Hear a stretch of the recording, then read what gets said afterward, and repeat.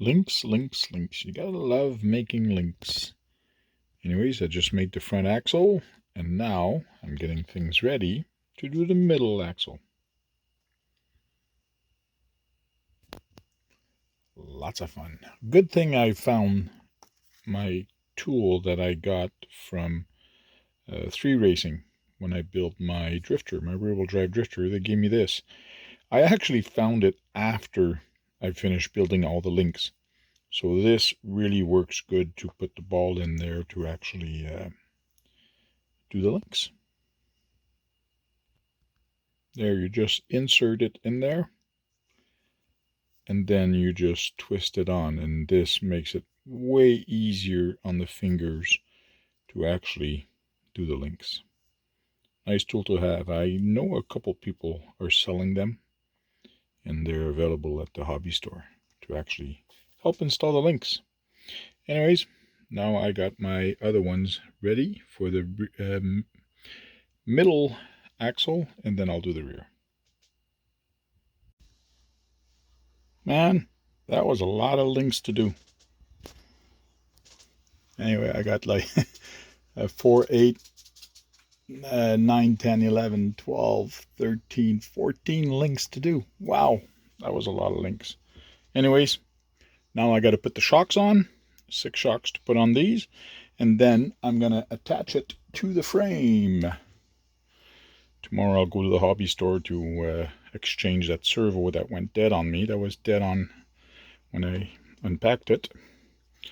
Put this on, and then finish off the electronic and do a bunch of other stuff.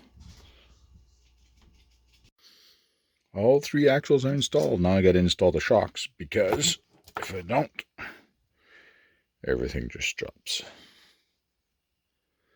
It is kind of cool having the 2 dry shafts.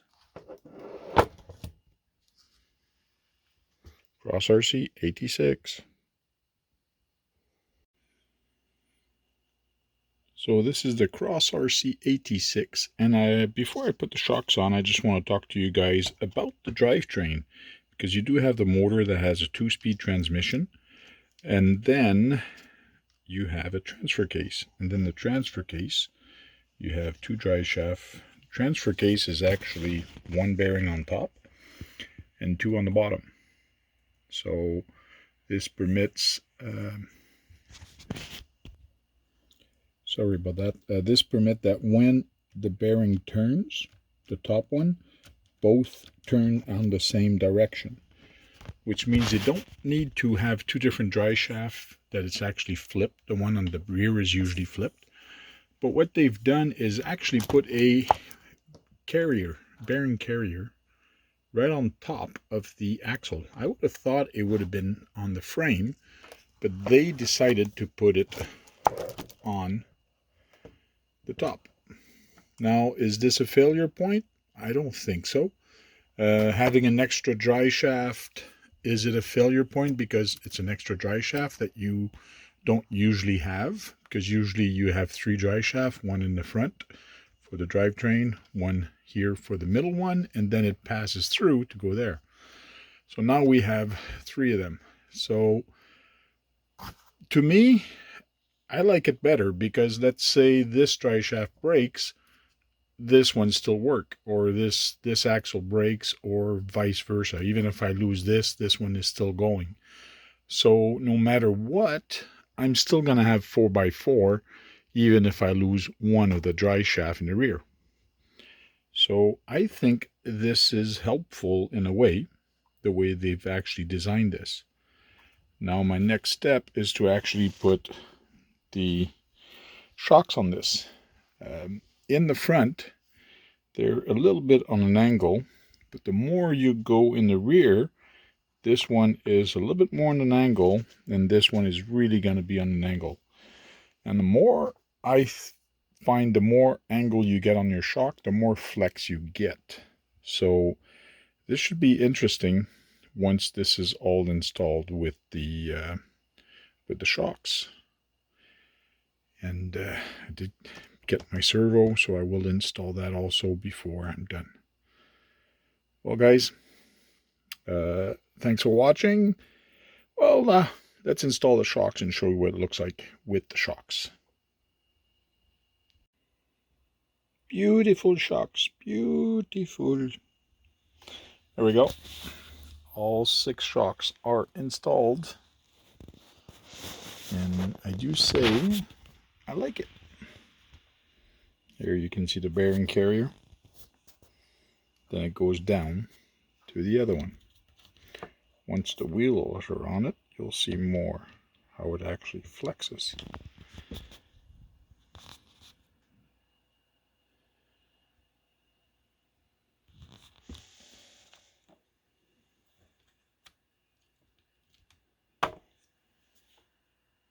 This is going to be a cool truck once it's done.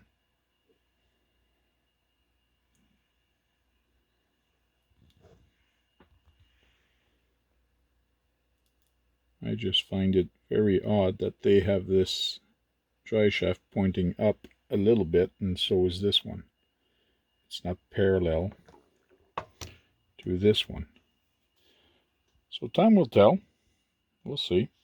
Because theoretically, if this one is not parallel to this one, it might kind of go like making sound with my mouth.